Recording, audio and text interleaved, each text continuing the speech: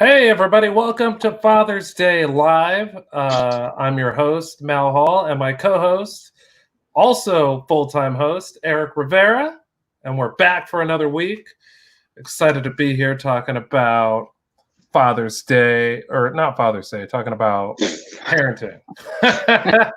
It's called Father's Day. We're talking about I'm parenting. telling you, one day you're gonna get the intro and it's gonna be smooth. That'll be the day after we cancel this. Wow.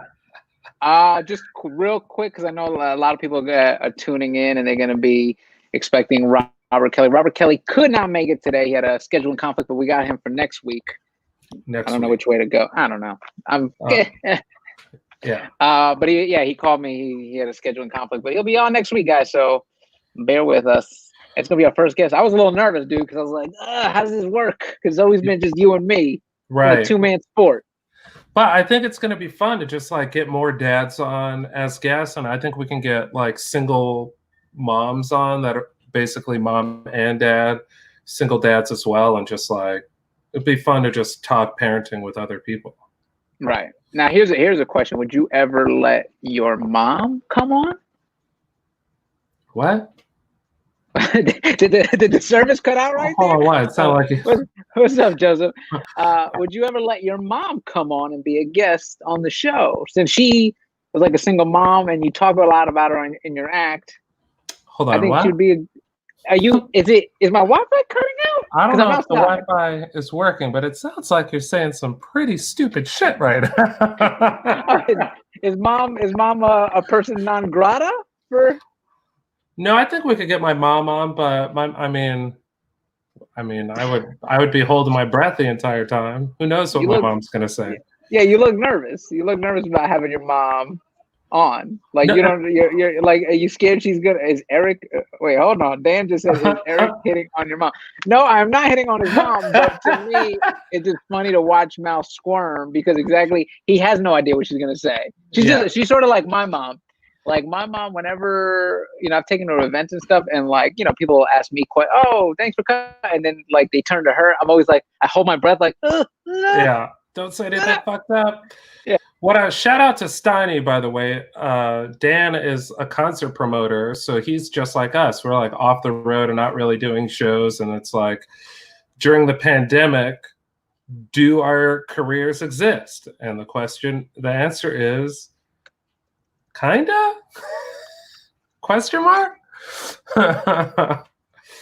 Oh boy, dude, I think you and I have had that conversation where my wife, she works, your wife works, or your fiance, because I know how quick you are to. Whoa, we're not married. Easy. And they sort of get a validation of being at work on a daily basis, and sort of our careers are non-existent right now. They don't exist. Stand-up comedians don't exist right now. Yeah, and I've been asked before because I watch Carlino. Generally, I would watch Carlino when Carlino went to work, and then wow. That's a question for the fans. Maybe they want to see Mama Hall on this live, so might as well get her on. If my mom comes on, then we're having your mom come on. That's what it is. I'll tell you what, I will say 100% my mom can be on because I know she's not going to figure out how to get on this thing. Wow. I know exactly. My mom has called me to be like, hey, what's the number for Uber? Mijo, what is the number for Uber? Okay, all right. Yeah, so like I can't even imagine like, Mom, are you going to need a camera and you're gonna click on the link? No. She one time called me, where do we go so I can get an email? Where do you go? She wanted an email address. Where do I go? What's the address? Can you put it in my GPS, mijo, so I could go to the email? My mom still has an actual GPS that she carries around with her. She's got an iPhone, but she still has I have to put it in. I'm like, you can do that on your phone. I like the Toms. Yeah. Dude, I gave my mom an iPhone too, and she's just rebelling. My mom's favorite thing to say about the iPhone is that she's not impressed by it. This stupid phone. I'm not impressed with this phone. It's like, okay, Mom. It's not the phone's fault that you can't figure it out. My mom still goes to AOL to search for Google. I watched her do it, and it hurt me.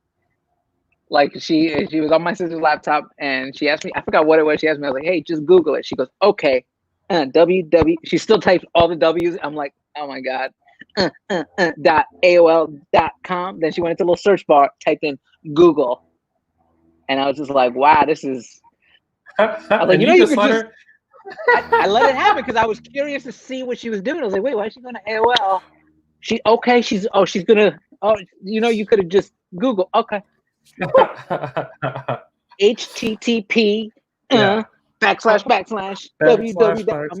Oh. So yeah, my mom would definitely be on this, buddy. All right. So I was saying, normally you and I are the same. It's like Katie and Carlene would go to work, and then we would watch the kids all day. But then we would work at night. You know what I mean? Like they would go to work, and then we would work at night. Or go away for a weekend. Yeah, and work. And my friend asked me one time, I had a dad friend ask me, he's like, "Don't you feel emasculated, like watching your kid at home all day? Like I feel less of a man?" And I'm like, no. Like I feel it's like pretty great to be, spend all day with my son and still work. But now it's like my career doesn't exist. So it's like we're in the same boat where it's like we spend all day with the kids and then we go to sleep and you wake up and you spend all, look, we're moms now. We're staying home. Oh, hold on. Whoa, don't say it like that. We're still stay-at-home dads. We're just modern day dads. I guess. It feels weird. It feels weird to like not be making money. And this weekend feels even more weird because I have I have shows this weekend. I'm excited for you, bud. I'm excited for you. I don't know how it's gonna go. Like as soon as we finish here, I've got to hop in the shower and then head up to the club. All right. Are you? Is that gone or is that staying? No, I shaved my cheeks. Yeah, I cleaned it up. It's staying. That's here to stay, huh? This is the look now. Here's a question, because I feel like when I was doing stand-up, I feel like I've retired. Like when I was doing stand-up, I always knew how I was starting, and I always knew how I was ending. Yeah. At this point, do you have any idea of either one of those? I know I have an idea of how I'm gonna start. Thanks, Joe. I have an idea. I have an idea. I have a loose outline of sort of what I think I'm gonna talk about.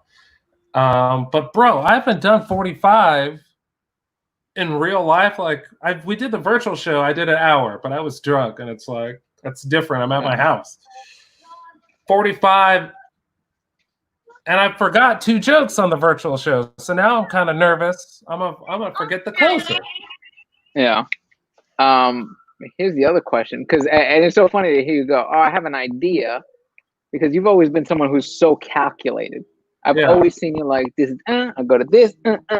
So for you to go, "I have an idea." Do you think muscle memory will kick in at any time while you're up there? Like, oh, let's. All right, so I know you've written out a set list of like this is how it's gonna go, but do you think your muscle memory will kick in like, oh, instead of this one, I'm gonna go to this joke that is not on my set list? Yeah, I'm an idiot, Eric. We know this, so I'm sure I'll start feeling myself and go, oh yeah, I remember how to do this, and then try to pivot, call an audible, and then I'll get halfway through that and go, oh no, oh man, I don't. Boy, what? How do I say this? What comes next? Wait, what? I'm sorry, guys. I haven't done this in a while. Have you ever been on stage and not known what was coming next?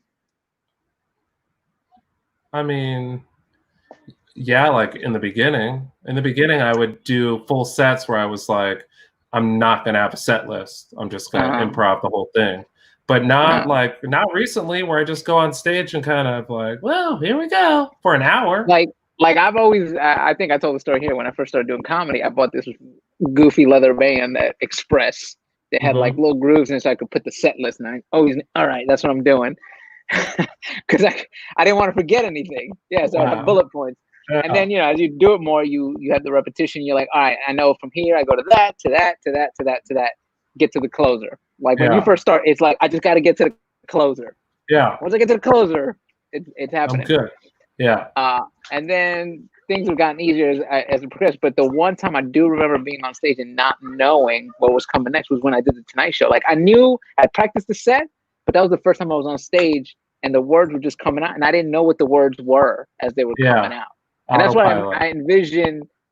That's what I envision. Like my first time back up is going to be. It's just like I guess it's that word. Yeah, I mean, it's just going to be. I mean, what's the longest you've ever taken off from doing stand-up? 2 weeks. Yeah, me too. Yeah, last year, me and Katie went to Spain. Went to Barcelona, Madrid, and it was 2 weeks of not doing stand-up. Yeah. Because then we went back to Maryland for a while, and then by the time I actually got on stage, yeah, it was like whew, that's okay. Gotta get back into the rhythm. And that's a normal amount of time to take off, like a couple of weeks, and then you get on stage and you're kind of rusty. Mm-hmm. I haven't been on stage, bro, since February 22nd. I think that's everybody. You remember the show too, because I was drunk. Oh, San Antonio. I was drinking Don Julio 1942, and it'd be a good idea to have a couple of those and then go on stage. It was fun. You're so funny because that was us doing our Two of a Kind tour. Yeah. And I remember the first night you were very like, all right, this has to go right, this has to go right, and you were closing. And you had the set list, and I was like, I'll go first, boom, boom, and we'll do that. All right, and then I got boom, and you were taking care of the cameras, the lighting, like there was a whole bunch of like stuff. You were in like full producer, this has to go right mode. And then the second night, I was like, all right, I'm gonna close it, and you just had to drink, and you were feeling nice, like, man, whatever. I was like, wait, hold on. Like two extremes with you. It's either hardcore, militant, everything's got to go right, and then you have a couple of drinks and you just loose. Like, we're gonna have a good time. Okay. All right. Chill out. No, I didn't say you were like sloppy, but it's just so funny when you get out of that mode. Because I've seen you in that mode too at your show, the Tipsy Crow, where you're just like boom, boom, boom. We got to start at this time, blah blah. But then as you're seeing the finish line, you'll have that drink, and you're just like, it's a totally different Mal. I'm like, okay, I'll loosen up towards the end. So yeah, man, I'm interested to see what it's going to be tonight. Kalino has been giving me the business all day. This kid is in a new mode. He's teething. Okay, so those of you guys that are watching that have kids, you know what I'm going through, except you kind of don't, because unless your kids had teeth early, Kalino has 6 on top, and he's got 4 on the bottom, and molars already, and he's like, whatever, just 13 months old. So the kid is just like irritable, and he is like, he's clearly like trying to get Carlene and I to fight too. Like he's like running to her and like crying and looking at me, and it's just like, come on, man. It's been a rough. It's so funny because you feel bad for them because they're irritable, and you're like, why are they being so ugh? Yeah. But you realize that they can't communicate. Like he can't be like, Dad, my mouth hurts. Yeah. Dad, help me out. My mouth is killing me. And now, do you talk to old school parents? 'Cause I remember with my boys, we got our teeth early as well. And then like I remember going to my mother, and she's like, "Oh yeah, you just got a little rum," and I was like, "Wait, what? No, what?" Yeah. Hold up. Like old school people, like right away, "Hey, you just put a little whiskey on it," and you're like, "No, that's illegal." I don't think. Yeah, I mean, I think it's worth a try. I've got whiskey up here. During quarantine, parenting changes. Everything in the quarantine has gone throwback. You know what I mean? People are baking, people are gardening. I mean, we could start hitting our kids and feeding them alcohol. You know, that's what I think.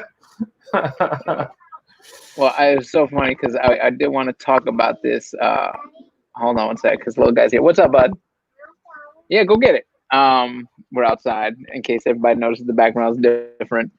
I'm outdoors with the little guy.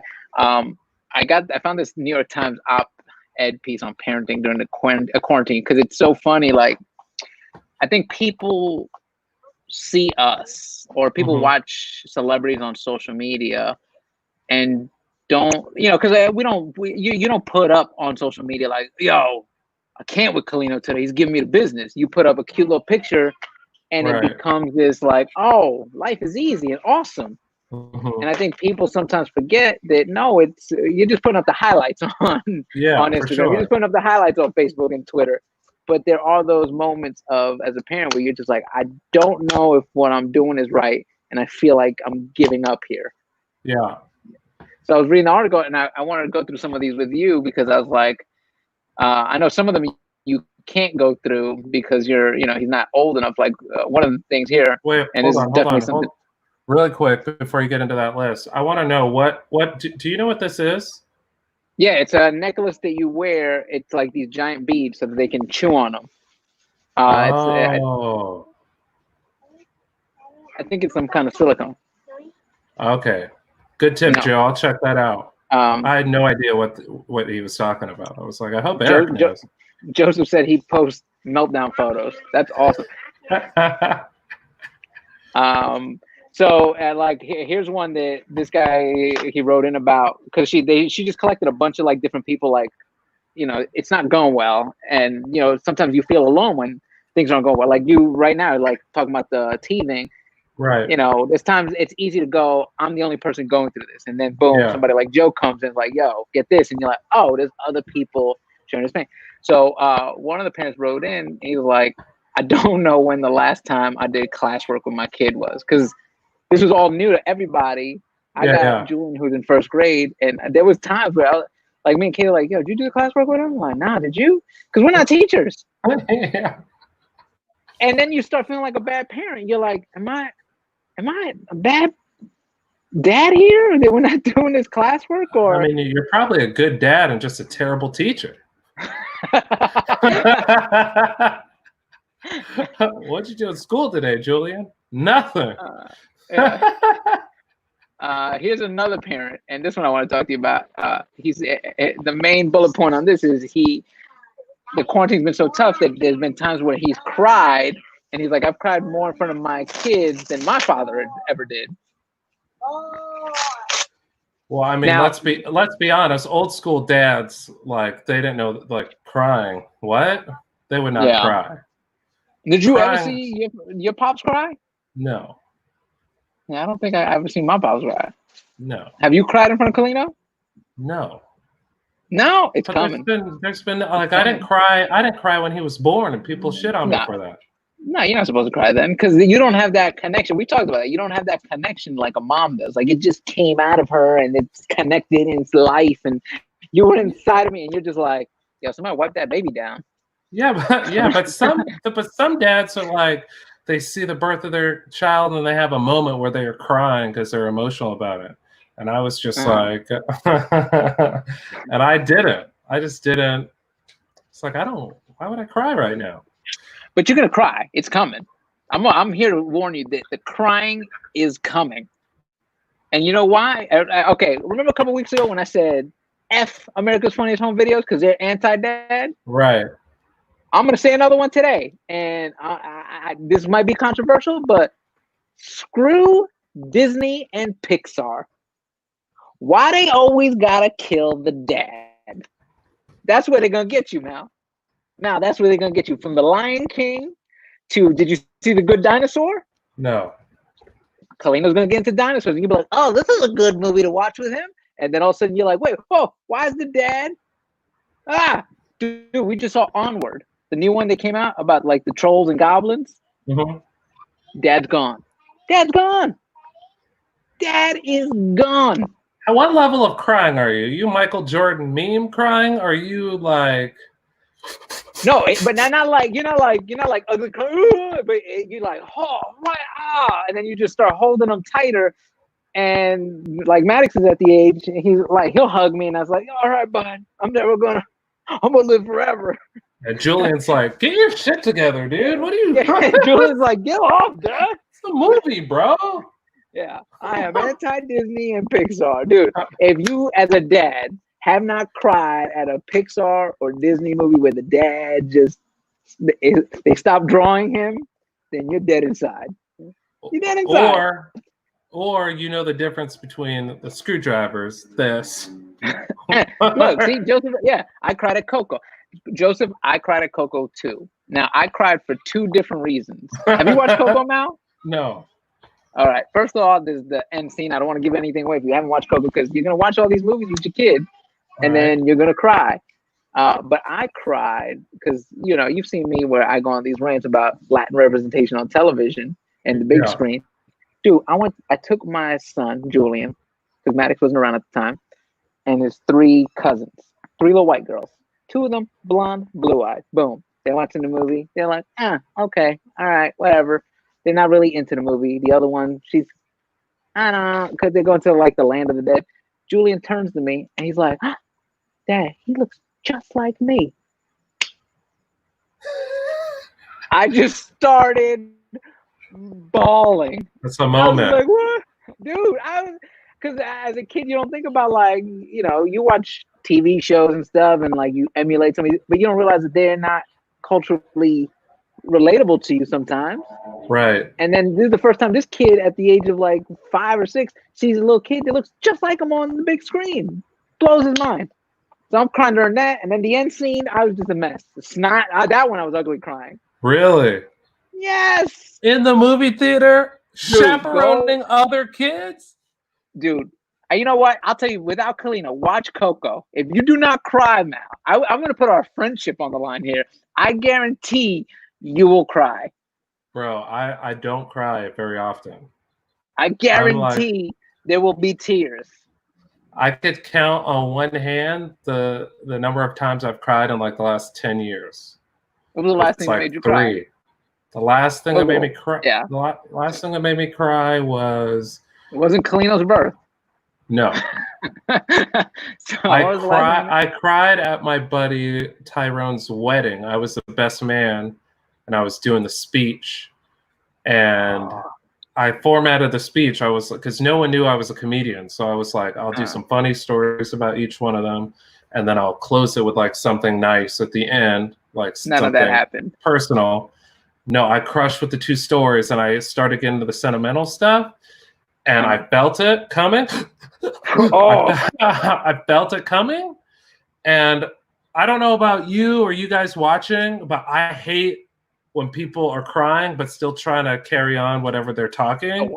You got to wrap it up. Give it up. Oh, yeah. Like I felt it coming, and I was like, I love both of you guys. Good luck. We all love you. Hear, hear. And everybody cheers. And I walked outside, and I cried for 45 minutes. I was like, oh, man. It's so funny.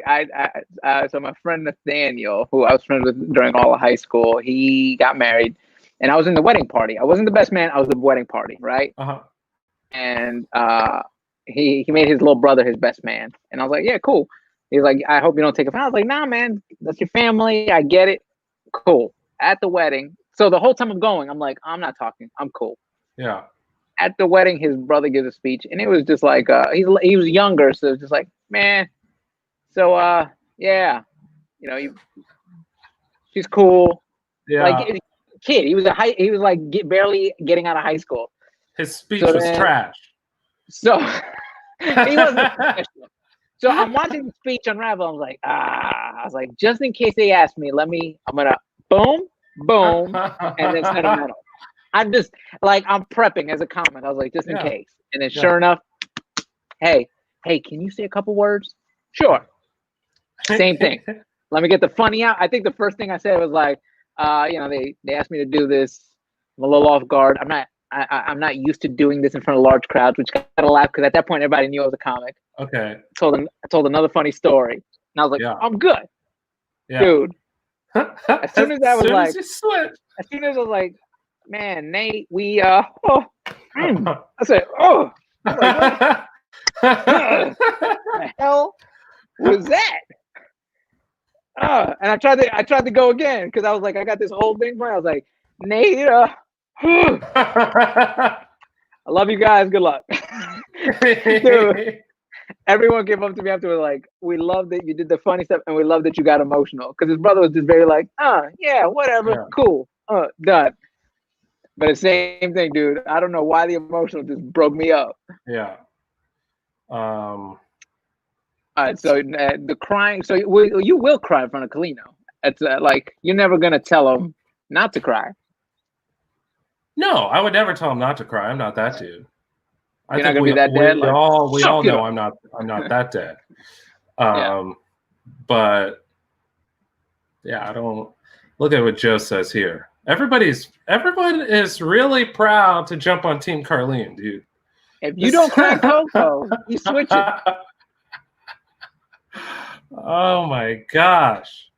Yeah, I've had instances where Maddox or Julian, like, because sometimes they go through changes too, and it's like, they'll get feelings. And I've seen Julian and Maddox like teary. I'm like, "What's you okay, bud? You feeling sad? Yeah. Well, you can feel sad. It's cool. Feel sad. And I tell them, I'm like, Daddy feels sad sometimes. Mommy feels sad. You just feel sad. And like I've gotten them through crying, and I'm like, cool. It's out of your system now. Let's boom. Because I grew up with that dad of like, don't cry, be a man. What? You crying? Yeah. Look at this girl, and you're just like, what? What? I have feelings. Well, I gotta be a girl now, Dad.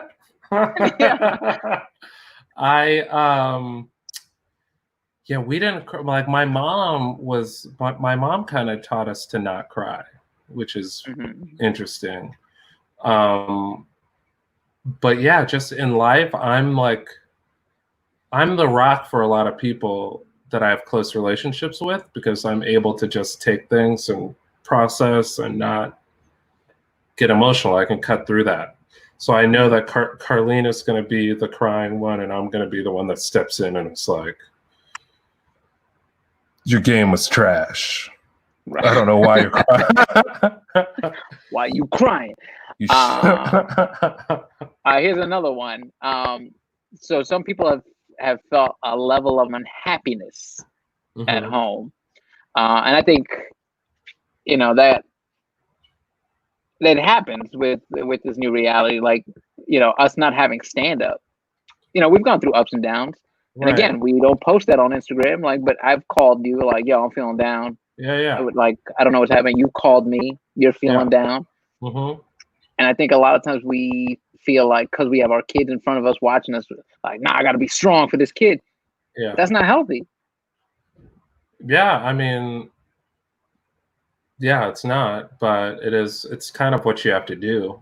You have to figure out your way to get through it. I'm not saying like drink and chuck the empty beer bottles at your kid, but you can still feel unhappy and find.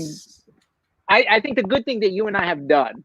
Let me start here. I think the good thing you and I have done since we've lost stand up is try to create different outlets for that creativity, like us doing this. Right. Is a thing, and I think other people, you may not be a stand up, but you need to find that outlet for yourself. Something that you could do. Yeah, I've been doing this stuff, and I've been baking, and I've been like getting in the kitchen and cooking things. I've been like trying to learn stuff on YouTube. It's just like you can't sit there and feel bad for yourself, because everybody's going through this. It's not just you, it's not just me. Everyone is going through this and struggling with it. And so like, and just in general, even if it was just you going through something, it does you no good to sit there and like pout and feel bad about it. You have to find some other way to like, some healthy way to distract yourself, or figure out a better way to get to whatever you're trying to do. But yeah, I know we've definitely talked to each other plenty of times. I mean, we talk almost every day now, but like when stuff is going real bad, it's like sometimes we talk to each other more than one time a day, and it's just like, dude, I don't know what I'm gonna do. What's going on? It's just like, so I guess it's natural for people to feel that way, but I also think, Eric, and correct me if you think I'm wrong, you guys watching, correct me if you think I'm wrong, but I think that new parents, like our age, like just new parents in this time, sort of have babies and then forget that you have to be the parent. Like it's like you have the Right. baby and then it's uncomfortable at home for a little while. And then as soon as they're of age to go to school, it's like, done. I can go do stuff Right. now. And like I think a lot of people are feeling sad and feeling like their world is falling down now because they're having to do parent stuff that you and I do every single day. And that's Yeah. leading to like the unhappiness. It's like, I don't know what to do. These kids eat every few hours. Like, yeah, dude, it's like, you know, why do you think they have recess 3 times a day at school? You know what I mean? It's just like so the kids can go burn that energy. It's like, Dude, so I know I've told you, you know how like on this block we've got kids and we've expanded our bubbles for them to play with. Dude, Maddox, the last couple days, like we've gone to go play with his little friend a couple houses down. Her mom will be like, "All right, you know, she's got to have dinner." And Maddox like, "I'm hungry." He pulls that Dave Chappelle bit. "I'm hungry," I and I'm haven't like, "No, eaten no, he just in quite yeah, some yeah, time. yeah." I'm like, "No, no, he ate dinner. I ain't had no dinner." I'm like, "Yeah, you did. What are you talking about?" And she's like fed him. So he's had like 2 dinners. I'm like, "Yo, dude, you're making me look bad." He's Like, like, I love going to the neighbor's house. yeah, I didn't have no dinner. And she'll like ask him like, cause he's got these tattoos on his arm, but because he doesn't want them to come off. And same thing with Julian, like we've like wrapped them in plastic so that they don't come off. So Oh like the my neighbor's like, "Yo, God. he's had those tattoos on for a while. Like, are you not getting baths, buddy?" "I don't take baths." I'm like, "Yo, y'all are making me look like the worst parent ever." We sleep in the backyard. Like, hold on, Yeah. what? We don't even brush our teeth. Like, I sleep in my crate, and JJ sleeps in his crate. Crate? yeah. What? Daddy puts a bowl of food and water out every day. Marcus sleeps inside. Hold on. uh, yeah, that's a little kid thing though. That's a little Yeah. kid thing that I tried once with my mom. You guys ever try the thing where you would ask if your friend could stay the night in front of your mom or in front of their parents? They want you to stay the night, but it's like, okay, I'll ask, but you have to come with me because she won't say no in front of you, type thing. And she'll I say did. no. She did that one time where she said yes. Then she told me, don't ever do that again. And I was like, cool, cool, cool, cool, cool, cool. And then I tried again, and she was like, no, and you're grounded, and you can't do this, this, and this because of that. And I'm still watching your friend because his mom is at work, but you have to go to the room, and he's just going to play out here by himself. And I was just, He's gonna play with all your toys. yeah, I was just like, oh, I guess I should have listened. She said, never do that again. All right, let's do Oh, the one. Let's tricks. do one more before you head out to your show. I will make this Yeah. one a short one, just because. Here's a good one where this person talked about thinking like a team with your significant other. Mm-hmm. I don't know if you and Carlene do this because you know it does with the new normal. Like Katie's been working from home. Carlene, I know, has been working from home, which has been Mm-hmm. tough to juggle, just time management and everything. So me and Katie started doing iCalendar. Like we've been sharing a calendar Mm-hmm. of, hey, I'm going live this on Thursday at 5 with Mal. Cool. Because in the beginning it was like a scramble of, yo, I need the Oh, camera. Yo, I need. What are you doing? No, I need that room. And we were just like getting in each other's way and butting heads. yeah. And then in that shuffle, the kids are getting like thrown around because we're all, we were trying to figure it out. Yeah. We don't share a calendar, but Carlene is like awesome because she knows the schedule now. She just knows like, okay, Thursday at 5, Father's Day. I do the podcast Fridays in the afternoon. So it's just like, she kind of tries to find a way to like clear that time so she could watch Colino, which is nice. Right. Or I'll just have him on the show with me. But yeah. I think that's a very positive thing to do. Teamwork. Yeah. Oh yeah. I think a lot of times, you know, and we've talked about it in the past where we have to communicate, you know, because my dad, if I recall, like maybe said 3 words my whole childhood. Yeah. And that's not good, because then what happens is you start fighting with your significant other, and then your kid's watching you fight, and then you're angry at that kid. Like, and it all becomes internalized, and it's just this awful cycle of just anger. And nobody knows why you're angry. Nobody knows. Right. Oh, dad needed to do his live because he didn't communicate that with us, and he's taking it out on us. And he's taking it out on us and all the furniture in the house. Why is he slamming doors like that? Knuckle prints in the fridge. Yeah. Daddy doesn't drink. Why is he drinking that much? Yeah. And you got you guys have a plus because your mom is close by, so she comes from time to time to help you guys out, which is amazing.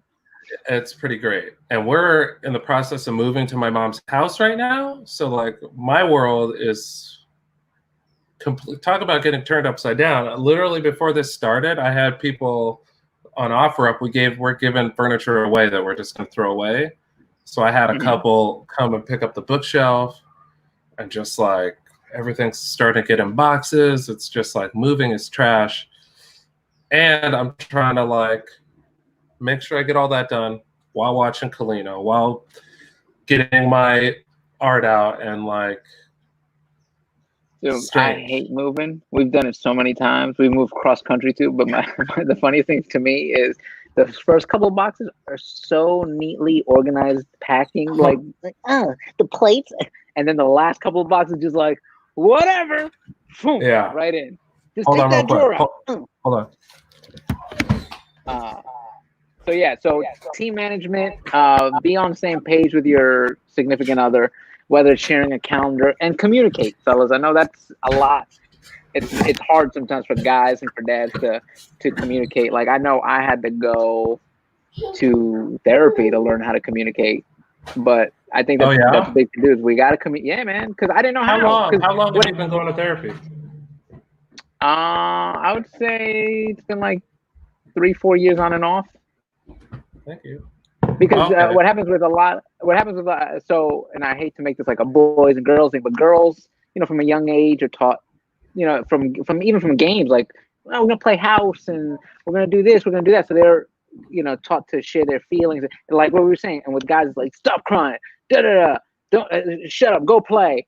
Yeah. So what happens with a lot of, not even guys, but just people in general, like everything is cyclical. So you're just watching. You're just repeating the same things your parents did, and they repeated the same things their parents did. And unless you take that initiative to go, oh, I'm going to break this cycle, sometimes without even knowing, you just repeat it again. So like when we had Julian, I was like, oh, I'm going to be a different dad. And I made the conscious effort to be a different dad. And then when me and Katie got married, it's like, I'd like to go to counseling and therapy because I need to learn how to communicate, because I don't know how. Like, my parents never talked unless they were yelling at each other. Yeah. And that's not healthy. Yeah, I think that it takes conscious effort, and we kind of talked about that last week, where it's just like, look, I'm not going to be like that. So like whatever I need to do to not be that is what I'm doing. And if therapy is, what helps you, then I think you should for sure do it. I think it's super healthy. There's nothing bad that can come from going to therapy. Yeah, and by the way, then you're setting a good example for your kid, and that's behavior you want them to repeat. Well, yeah, and you're setting an example. Like, once you figure your stuff out, then you're creating a situation where hopefully your kid doesn't have to go to therapy because you were open enough and communicated so they feel, everything is sort of balanced, Yeah. So, all right. This was a fun one, man. I feel like I hope we help people. Or we just screwed up a bunch of dads. Look, we got a little heavy, but we kept it on the surface and kept a little bit deep. And I don't know anything that I said because I'm just freaking out about my show tonight. Hey, man, maybe this set will lead you to therapy. Who knows? No, you know what's funny though? Is the sets used to be my therapy. That's our place where it's like, if anything's going on, like, we have this outlet where we can just go and be like, oh, you know what is on my mind? This. And we just dump it on other adults. And sometimes it's funny, and sometimes it's like, ooh, that guy's got something going on.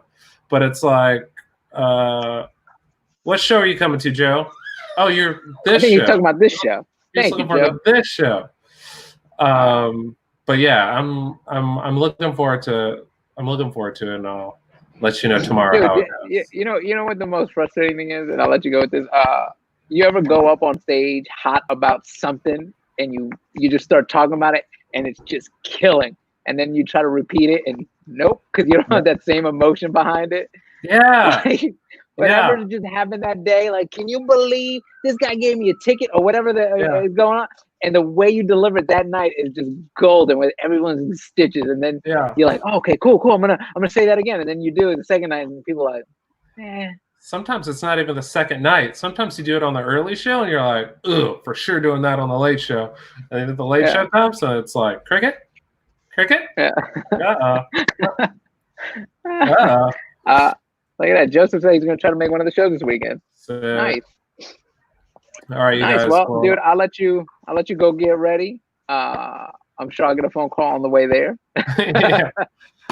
As always, thank you. Oh yeah, you're gonna do the closing. I do the opening. You do the closing. Okay, yeah. Thank you guys for tuning in to another episode of Father's Day Live. We are here every Thursday at 5 p.m. Pacific time, 8 p.m. Eastern Standard Time. Next week we will have a special guest, Robert Kelly. He apologized for not being here, so get excited. It'll be our first guest, and it's gonna be dope to talk to another dad who's, he's doing it, and now he's not on the road, and he's going through the same things we're going through. So. And he's hilarious. Get that perspective. He's super funny. If you haven't, go watch his Netflix Degenerate special, season 2. And Mal, where do people find you, man? Right there. Wait, right there. At Mal, no, the other way. At Mal Hall on all things. Make sure you follow us. I'm at Erik Rivera Comedy. And tell a friend about the show. Tell another dad. Help us out. Spread the word. You don't have to be dads. Look at KRL. This is not a dad. That's a lady right there. Yeah. We're equal opportunity, men or women. Yeah. Come watch. See you guys next Thursday.